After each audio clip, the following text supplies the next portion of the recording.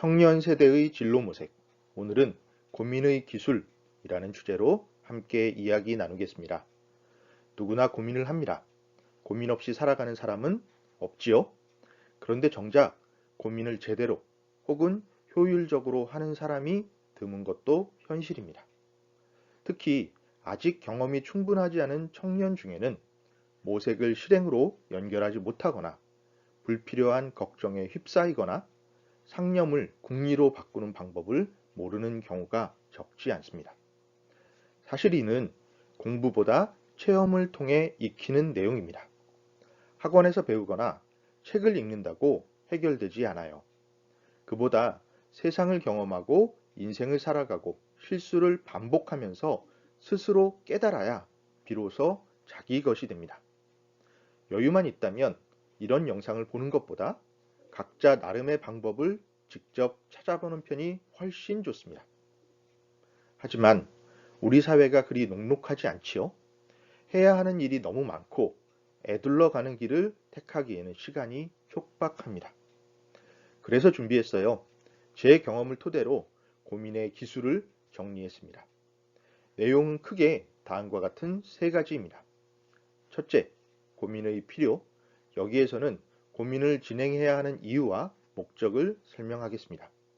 둘째, 고민의 방법. 이는 고민을 진행하는 실천적 방법론을 세 가지로 나눠서 제시하겠습니다. 마지막 부분은 이제 실행으로 라고 이름 붙였어요. 앞서 다룬 내용을 점검하고 실행 직전에 살펴야 하는 팁을 다루었습니다. 자, 그럼 이제 본격적으로 오늘의 공부를 시작합시다. 호모 사피엔스라는 말이 있듯이 사람은 생각하는 존재입니다. 여러 철학자, 사상가들이 생각을 인류의 주요한 특징으로 제시했어요. 이들의 견해를 하나하나 살펴보지는 않을 겁니다. 그러기에는 너무 방대한 내용이니까요. 다만 그 중에서도 제가 공감하는 설명 하나만 소개하겠습니다. 17세기 프랑스에서 철학, 발명, 수학, 물리, 신학 등의 다양한 분야에서 빼어난 업적을 남긴 블레이즈 파스칼의 견해예요. 그는 팡세, 즉 명상의 기록이라는 제목을 가진 책에서 이 유명한 문장을 남깁니다. 인간은 생각하는 갈대다. 정말 멋진 말이죠. 그런데 이것만 떼어서 보면 가치를 명확하게 이해할 수 없습니다. 문장의 맥락을 파악해야 해요. 사실 인간은 생각하는 갈대라는 표현은 팡세의 여러 부분에서 반복되는데 그 뜻이 가장 분명하게 드러나는 구절은 다음과 같습니다. 팡세 15장 이행에 나오는 구절이에요. 이 장의 제목은 번역본에 따라서 인간의 인식에서 신으로의 이행이라고 부연 설명되기도 합니다. 파스칼은 이렇게 얘기하죠. 인간은 자연에서 가장 연약한 하나의 갈대에 불과하다. 그러나 생각하는 갈대다. 자, 여기에서 왜 하필이면 갈대를 비유의 대상으로 삼았는지 알 수 있습니다. 인간은 참으로 미약해요. 신체적으로도 그렇고 정신적으로도 그렇고 자연재해 앞에서 무력하게 무너지고 욕망에 굴복해서 실수하기도 합니다. 하지만 파스칼은 이런 나약함을 극복하는 힘을 생각이라고 설명합니다. 우리의 존엄은 사고에 있다라는 표현이 바로 여기에 해당합니다. 우리 인간은 부족하지만 생각을 통해 스스로 한계를 인식하고 그것을 극복하기 위해 노력하기도 합니다. 이를 올바르게 생각하기라고 주장하고요. 그러니 우리 인간은 우리가 가진 강력한 힘, 생각을 계속 해야 합니다. 생각하지 않으면 문제를 해결할 수 없어요. 이런 맥락에서 인간은 생각하는 갈대라는 명제를 이렇게 설명할 수 있겠습니다. 생각하는 존재인 사람의 삶은 곧 생각을 거듭해서 진행하는 과정이라고요. 우리는 생각에서 벗어날 수 없습니다. 생각을 통해서만 문제를 극복할 수 있고요. 다만 올바르게 생각하는 기술을 익혀야 합니다. 그럼 이제 본격적으로 우리의 주제로 들어가 볼까요? 어떤 문제를 해결하기 위해서 생각을 거듭하는 일을 고민이라고 합니다. 정말 쉽지 않은 일이고 그러하기에 걱정과 고뇌가 발생하는 것이죠. 그런데 이를 올바르게 하기 위해서는 우선 고민의 목적을 알아야 합니다. 너무도 당연한 말이지만 고민 그 자체가 목적이 될 수는 없습니다. 그런데 현실에서는 고민이 목적처럼 여기는 사람이 적지 않아요. 이런 경우는 대체로 고민의 프로세스를 이해하지 못하기 때문에 발생합니다. 우리는 왜 고민을 할까요? 고민은 마구잡이로 생각을 전개하는 일이 아닙니다. 어떤 일을 해결하는 방법을 찾아내려는 노력이에요. 일반적으로 고민은 다음과 같은 과정으로 진행됩니다. 고민을 통해 방법을 결정하고 그를 실행하는 것. 이 과정은 아주 일반적입니다. 다만 첫 단계에 해당하는 고민이 지나치게 길어지면 문제가 생깁니다. 우리가 가진 에너지는 한정적이에요. 인간이란 결국 나약한 갈대에 불과하니까. 또 마감이 정해진 일이 훨씬 많지요. 그런데 앞부분 고민 단계에서 노력과 시간을 많이 쓰면 이어지는 결정과 실행에 사용할 수 있는 에너지와 시간은 줄어들 수밖에 없습니다. 바로 이 그림처럼요. 사람들은 중요한 문제일수록 고민 단계에 더 많은 시간을 들여야 한다고, 그래야 더 좋은 결정을 내릴 수 있다고 판단하는 경우가 많아요. 하지만 신경 전문가 교수 하지연은 이를 착각이라고 단언합니다. 에너지는 한정되는데 그 대부분을 고민에 써버리면 지쳐버리거나 시간에 쫓기게 된다고요. 그러면 만족스러운 결과를 내기 어렵다라고 설명해요. 저 역시 이 생각에 동의합니다. 실제로 같은 방식으로 실패를 경험하기도 했고요. 그래서 고민의 프로세스를 이렇게 배분해야 합니다. 우리가 가진 에너지와 시간을 실행 단계에 가장 많이 투자하고 그 다음이 고민이고 결정에 가장 적게 써야 해요. 이래야 고민의 원래 목적인 실행에 더 충실할 수 있고 실행하면서 생기는 새로운 문제들을 더 잘 처리할 수 있습니다. 자, 다시 질문으로 돌아옵시다. 우리는 왜 고민을 할까요? 결국 고민은 좋은 결정을 내리기 위해서 하는 겁니다. 결정은 실행하기 위해서 하는 것이고요. 그러므로 고민은 좋은 결정을 통해 실행하려고 하는 것이라는 결론을 내릴 수 있겠습니다. 이제 고민의 실체가 눈에 들어옵니다. 이 목적을 꼭 잊지 마세요. 목적을 파악했으니 구체적이고 실천적인 방법을 살펴봅시다. 이 내용은 크게 세 가지로 구성되는데 각각 구체적으로 현재 진행형, 해결되는 것만 등으로 이름을 붙였습니다. 순서대로 하나씩 차근차근 살펴보겠습니다. 우선 첫 번째, 고민은 구체적으로 하라입니다. 이는 다른 말로 지금 하는 고민과 적당한 거리를 유지하라라는 뜻인데요. 그동안 몇 차례 언급했던 객관화와도 일맥상통하는 겁니다. 이는 다시 두 가지 방법으로 나눠볼 수 있겠어요. 먼저 털어놓기입니다. 말 그대로 고민을 다른 사람에게 이야기하는 방법인데요. 말이라는 것이 본래 그렇습니다. 속에 담아두고 있는 동안에는 갈피가 잡히지 않고 복잡한데 일단 누군가에게 꺼내놓으면 문제를 객관적으로 볼 수 있는 거리가 발생하기 마련이죠. 실제로 제가 상담을 진행하다 보면 이런 경우를 종종 경험합니다. 갈피를 잡지 못하던 학생이 이야기를 나누는 과정에서 생각을 정리하는 경우가 많아요. 제가 특별히 어떤 일을 하지는 않습니다. 그저 들어주고 몇 가지 질문을 던질 뿐이에요. 그런데 그 과정에서 본인이 방향을 정리하는 겁니다. 왜냐하면 답은 전혀 새로운 방향에서 나오는 경우가 드물거든요. 대체로 본인이 이미 이야기했던 내용인 경우가 더 많아요.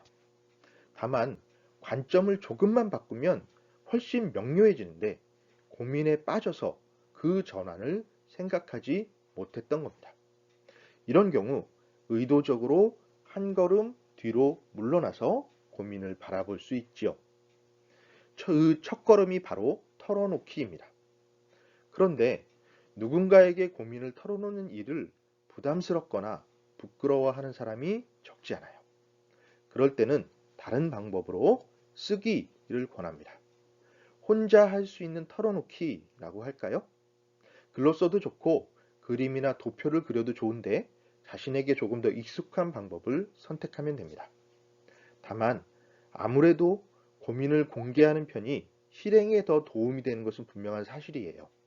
그러니 이 방법이 아직 익숙하지 않은 사람은 우선 간단한 메모부터 시작하기를 권합니다. 그러다가 쓰기에 익숙해지면 맥락을 살필 수 있도록 고민을 기록하는 다이어리를 마련해서 작성하면 좋지요. 그러면 자기 생각의 흐름을 파악할 수 있기 때문입니다. 이 방법의 효과 중 하나는 비슷한 고민을 줄일 수 있다라는 점이에요. 한 달 전에 이런 고민을 했는데 지금도 같은 고민을 한다면 이것은 내가 해결할 수 없는 문제일 가능성이 큽니다. 그렇다면 고민해봐야 소용없는 문제지요. 포기하는 편이 낫습니다.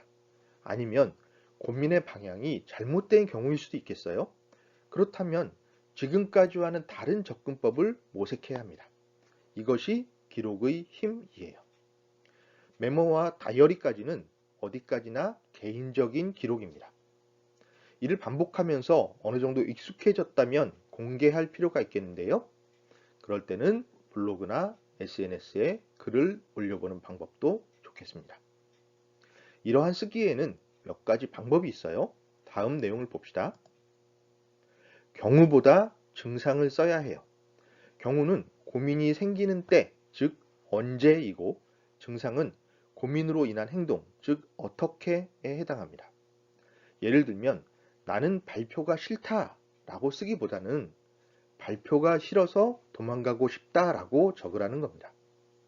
발표는 싫지만 피할 수가 없어요. 그러니 이걸 기록한다고 방법을 찾을 수가 없죠.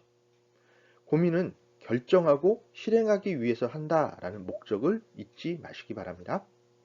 반면 도망가고 싶다는 내가 해결 방법을 찾을 수 있고 그 해결 방법을 지키기 위해서 실행할 수도 있습니다. 그러니 경우보다 증상을 써야 해요. 여기서 한 걸음 더 나아가 증상보다 태도 혹은 행동을 적습니다.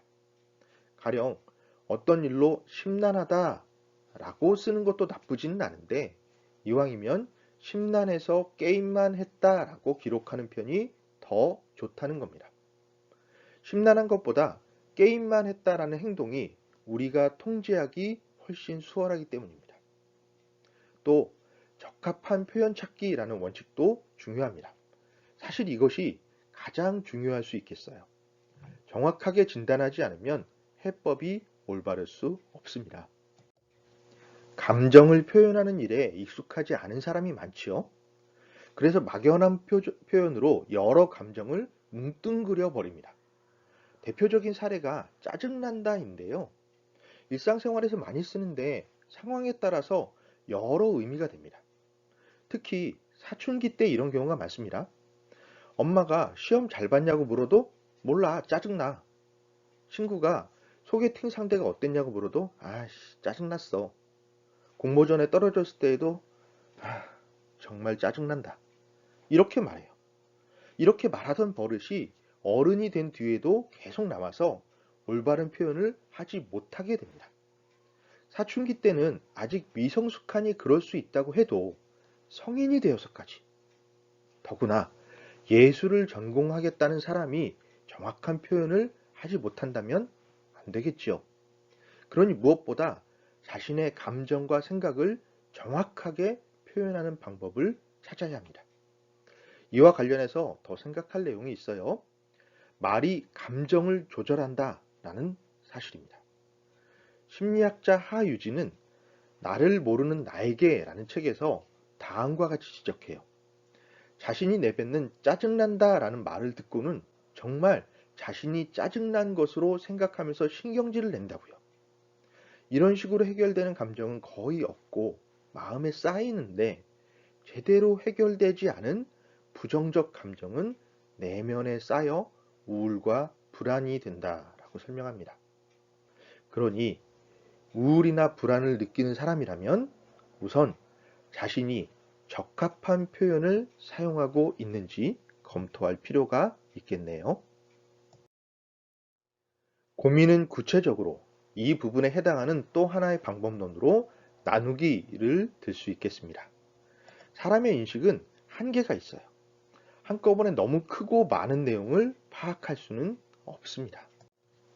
마치 생일 케이크 하나를 다 먹기는 어려운 것처럼요. 하지만 그 케이크를 몇 조각으로 나눠서 친구들과 함께 먹으면 모두 먹을 수 있죠. 이와 관련된 내용도 두 가지입니다. 먼저 부분으로 쪼개기. 전체를 한꺼번에 놓고 고민하면 문제를 파악하기 어렵지요. 이를 세부적으로 나누고 단계를 만들어 정리하면 한결 고민이 가벼워집니다. 가령 동아리에서 제주도 여행 계획을 짜는 일을 맡게 되었다고 해보죠. 전체를 보면 너무 막연해요.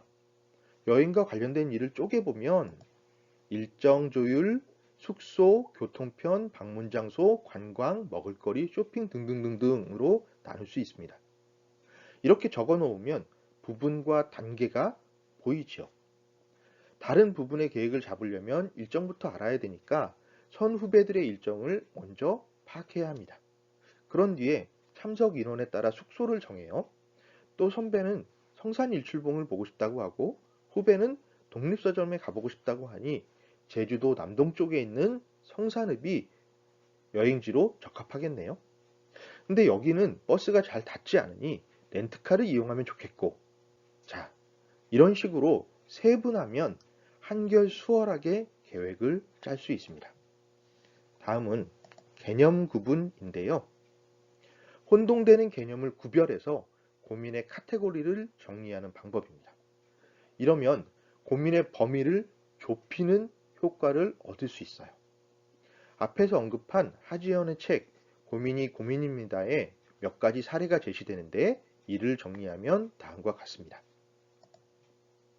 사람의 뇌는 고통과 불편을 묶어서 인식하는 경우가 많다고 해요. 이를 구분해 봅시다. 고통은 위험을 알리는 신호고 생존을 위한 불가피한 신호예요. 반면 불편함은 견뎌내면 될 일이고요. 지속된다고 해서 위험해지거나 생존에 위험을 주는 일은 벌어지지 않아요. 또 불가능한 것과 어려운 것도 구별이 가능하겠습니다. 못하는 것과 싫은 것도 구별할 수 있고요. 그러니까 이 도표에서 왼쪽에 해당하는 고통, 불가능한 것, 못하는 것들은 아무리 노력한다고 해결할 수 없어요. 반면 오른쪽에 있는 불편, 어려운 것, 싫은 것들은 힘들기는 해도 노력하면 해결할 수 있습니다. 그러니 왼쪽에 있는 해결할 수 없는 일들은 애당초 고민의 대상이 되지 않습니다. 이렇게 구분하기만 해도 고민의 양이 한결 줄어들죠. 다음은 현재 진행형 고민만 한다입니다. 고민을 과거, 현재, 미래로 구분해서 그 중에서 현재에 집중하라 라는 방법이라고 할 수 있겠네요. 먼저 과거의 고민을 덜어냅시다. 저는 이를 되새김질이라고 부르는데요. 한 문장으로 정리하면 이렇습니다. 이불킥은 고민을 해결해 주지 않는다. 과거는 이미 지나가 버린 일이에요. 그러니 아무리 고민해도 예전에 했던 일을 바꿀 수는 없습니다. 물론 후회하기도 하고 죄책감을 느끼기야 하겠지요. 그래도 어쩔 수 없습니다. 유명한 노래 가사처럼 지나간 것은 지나간 대로 내버려 두는 수밖에요. 여기에 이런 것들이 포함됩니다. 지난 수업 시간에 합평을 했는데 내가 친구의 작품을 너무 가혹하게 평가한 것은 아닐까? 친구가 상처받았을 수도 있잖아. 그런 말은 하지 말았어야 해. 또는 어제 야식을 시켜 먹지 말았어야 해. 그래서 이렇게 얼굴이 부었잖아. 다시 말하자면 지나간 것은 지나간 대로 이제와 자책한다고 문제를 해결할 수 없어요. 고민의 대상이 아닙니다. 그보다는 이렇게 고민하는 편이 좋겠죠? 어제 먹은 치킨은 이미 살이 되었으니 오늘은 어제보다 3,000보만 더 걷자. 그리고 앞으로는 치킨 배달을 일주일에 한 번으로 줄이자. 다음으로 미래의 고민도 추려봅시다. 제가 걱정 당겨서 하기라고 부르는 내용인데요. 역시 한 문장으로 정리하면 이렇게 되겠죠? 아직 오지 않은 파도에 떨지 말라. 미래는 아직 오지 않은 시간, 그러니까 본질적으로 불확실의 영역입니다. 어쩌면 예상대로 되지 않는 것이 너무도 당연해요. 그렇다고 마냥 손 놓고 기다릴 수 없지요. 그래서 미래와 관련된 행동을 구분해야 합니다. 장래를 예측하고 그를 대비하는 것은 고민에 해당하지만 아직 일이 시작되지도 않았는데 불안에 떨거나 헛된 기대를 품는 건 고민의 대상에서 제외해야 해요. 가령 이런 겁니다. 나는 웹소설 작가가 되고 싶은데 이런 일을 한다고 말하면 엄마가 실망할지도 몰라. 어떡하지? 아직 실망할지 안 할지는 몰라요. 그런데 걱정부터 한다고 문제가 해결되지 않습니다. 그보다는 작은 공모전에서라도 상을 타서 내 가능성을 증명하고 엄마가 잘 모르는 웹소설 분야가 얼마나 유망한지 설명하고 작가로 활동할 계획을 수립해서 제시하고 이런 준비를 하는 편이 엄마의 실망을 없애거나 줄이는 방법이겠죠. 또 열흘 뒤에 기말고사가 있는데 망치면 어쩌지? 이런 고민을 할 시간에 시험 범위를 확인하고 일정을 잡고 한 페이지라도 책을 읽는 편이 좋지요. 공부를 해야 시험을 망치지 않는데 그걸 하지 않은 채 고민만 한다고 해서 점수가 올라가지 않습니다. 이와 관련해서 꼭 기억할 내용은 시도하지 않으면 미래도 없다는 사실입니다. 미래의 고민은 대체로 시작하지 않았기 때문에 발생합니다. 해봐야 문제를 구체적으로 파악하는 경우가 훨씬 많아요. 그러니 오지 않은 파도를 두려워하지 말고 열심히 팔을 저으면서 시시각각 변하는 파도에 대비하세요. 서핑은 그렇게 시작됩니다. 이렇게 과거와 미래를 걷어내면 남은 것은 오직 현재뿐입니다. 오직 현재만이 우리가 통제할 수 있는 시간이죠. 이와 관련된 말로 카르페 디엠이라는 라틴어가 있습니다. 현재를 잡아라 혹은 현재를 즐겨라 라고 번역되는데 본래는 로마의 시인 호라티우스의 시 구절입니다. 카르페 디엠은 1989년 영화 데드 포이즈 소사이어티를 통해서 널리 알려졌습니다. 우리나라에서 죽은 시인의 사회라고 잘못 번역되었는데 여기에서 소사이어티는 사회가 아니라 모임을 의미해요. 그러니까 이 제목은 문학 동아리 죽은 시인 이 정도가 정확하겠습니다. 아무튼 이 영화는 명문 고등학교에서 입시에 허덕이는 청소년들을 다루는데요. 이 학교에 새로 부임한 문학선생님 키팅이 입시에 함몰되지 말고 다시 돌아오지 않을 청춘을 즐기라 라고 말하면서 다음과 같은 시 구절을 낭송합니다. 카르페 디엠, 현재를 즐겨라. 현재를 잡아라 소년들이여. 너희들의 삶을 특별하게 만들어라. 아직 이 작품을 보지 않았다면 여러분의 청춘이 가기 전에 꼭 시청해 보기를 권합니다. 자, 정리하죠. 과거에 대해서는 고민하지 않습니다. 다만 성찰할 뿐입니다. 미래에 대해서도 고민할 필요가 없습니다. 그저 준비하면 되죠. 오직 현재의 일만 고민합시다. 이제 마지막 방법론 해결되는 고민만 한다입니다. 이를 위해서는 자신의 그릇, 그러니까 내가 이 일을 감당할 수 있는지를 확인할 필요가 있어요. 역시 두 가지를 제시하겠습니다. 먼저 회피는 고민이 아니다 라는 점이에요. 고민과 고민하고 있다는 착각을 구별해야 한다라는 뜻입니다. 정작 할 일은 뒤로 미룬 채 고민 중이라고 변명하지 말라는 거지요. 이미 몇 차례 도움을 받은 하지연의 책을 다시 찾아봅시다. 이런 구절이 있어요. 사람은 고민을 할까 말까 망설이다가 미루는 일이 많은데 이를 실제 고민한 시간이라고 착각하는 경우가 적지 않다고 합니다. 회피는 참으로 강렬한 유혹이죠. 회피해버리면 잠깐이라도 문제에서 벗어나 안전지대로 도망갈 수 있기 때문입니다. 하지만 그래도 시간은 흐르고 우리는 더는 미룰 수 없을 때와 마주하게 됩니다.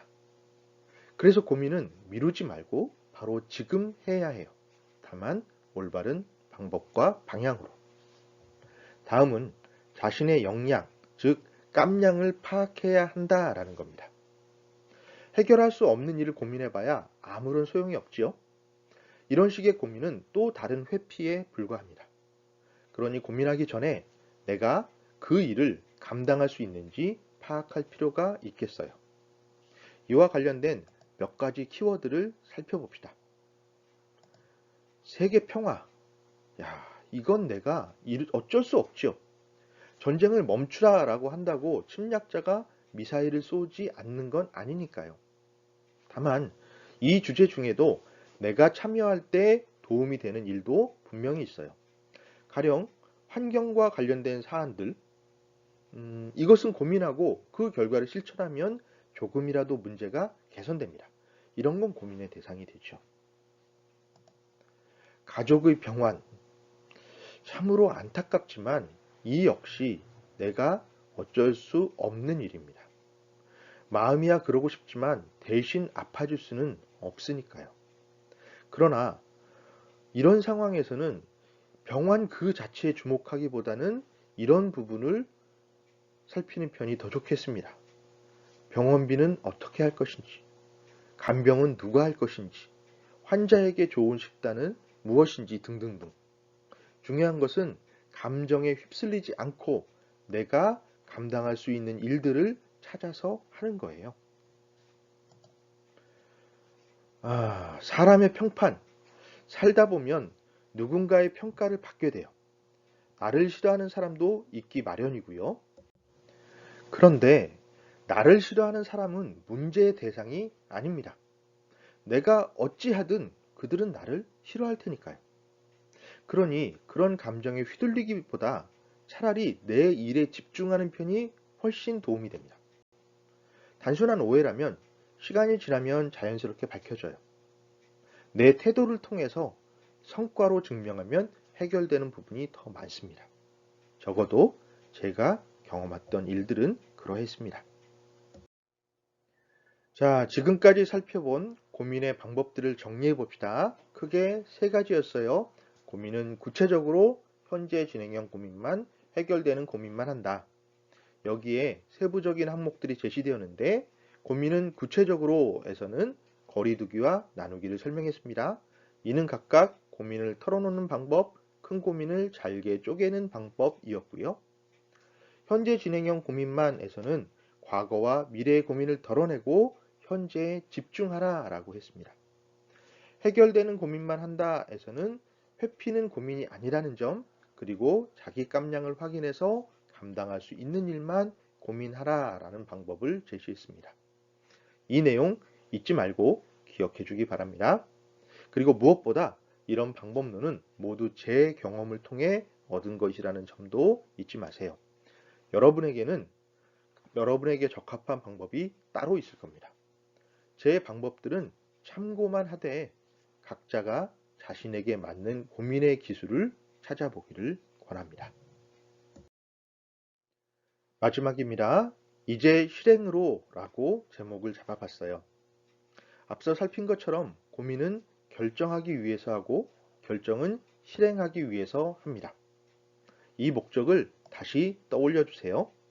고민을 해결하려면 일단 시작해야 합니다. 고민 자체는 아무 의미가 없어요. 해결 방법을 찾아야 비로소 의미를 가지게 됩니다. 그리고 너무나 당연하지만 시도하지 않고 후회하기보다는 시도하고 나서 후회하는 편이 더 좋아요. 후회 역시 부정적인 감정이라 덜어내지 않고 쌓아두면 나중에 더 큰 고민의 늪에 빠지게 됩니다. 그러니까 여러분, 일단 시작합시다. 최악의 경우라 해도 이것이 내 길이 아니라는 사실만큼은 알 수 있으니까요. 맞지 않는 길을 제외해 나가는 일이야말로 나의 길을 찾아가는 가장 효율적인 방법입니다. 그런데 이대로 여러분을 보내기에는 또 노파심이 들어서 한 가지만 더 추가할게요. 실행하기 전에 마감을 고려하라는 것입니다. 여기에는 두 가지 경우가 가능하겠죠. 하나는 마감이 얼마 남지 않아 여유가 없는 경우입니다. 이럴 때는 앞뒤 가릴 것 없어요. 우선 마무리를 하는 수밖에 없죠. 다만 마감이 걸린 일에 집중하기 위해서 과부하에 걸리지 않도록 주변을 정리할 필요가 있어요. 미룰 수 있는 일은 미루고 포기할 일은 조금이라도 빨리 포기해서 여유를 만들어야 합니다. 그런 뒤에 집중해서 마무리하세요. 이 경우에는 도망칠 여력이 없습니다. 최대한 일을 빨리 마치는 것이 유일한 탈출구예요. 다른 하나는 그래도 마감까지 여유가 좀 있다면 잠깐의 휴식을 권합니다. 이는 빈둥거리라는 말이 아니에요. 막연하게 시간을 보내면 안 됩니다. 그럼 더 피곤해져요. 이런 일들을 해봅시다. 잠을 자거나 밖으로 나가 걸어보세요. 핵심은 새로운 자극이 적은 활동, 그래서 온전히 휴식할 수 있는 일이어야 한다라는 겁니다. 쉬겠다고 책을 읽거나 영화를 보거나 친구를 만나지 않고요. 그러다 덜컥 재미가 있으면 새로운 아이디어가 떠오르면 지금도 벅찬데 또 다른 지옥이 펼쳐집니다. 사람은 생각하는 존재인데 새로운 아이디어를 완전히 막을 수는 없죠. 하지만 마감이 걸려 있으면 이를 최대한 줄이는 노력이 필요합니다. 마지막으로 충실한 식사도 우리가 힘을 회복하는 데 큰 도움이 됩니다. 단지 허기를 채우라는 말이 아니에요. 값비싼 음식을 먹으라는 것도 아니고요. 그보다는 자신의 몸과 마음 혹은 둘 다 충족시킬 수 있는 충실한 식사를 하라는 뜻입니다. 고민은 체력이 많이 필요한 작업이에요. 그러니 든든하게 힘을 비축해야 합니다. 자, 수고 많았습니다. 오늘의 공부를 마무리하기 전에 다시 한번 강조할게요. 지금까지 살펴본 내용들은 어디까지나 제 경험의 결과입니다. 여러분에게는 각자 나름의 방법이 있을 거예요. 너무 조급해하지 말고 차근차근 찾아갑시다. 여러분은 분명히 그 방법을 찾을 수 있다고 저는 믿습니다. 우리 삶은 누구도 도와줄 수 없죠. 오직 홀로 걸어가야 합니다. 하지만 여러분의 곁에 여러분을 도와주려는 사람들이 있다는 사실 꼭 기억하세요. 우리는 결코 혼자가 아닙니다. 그러니 혼자 고민하지 말아요. 저와 함께, 교수님들과 함께, 우리 함께 고민합시다. 우리는 분명히 길을 찾을 수 있다고 믿습니다. 감사합니다.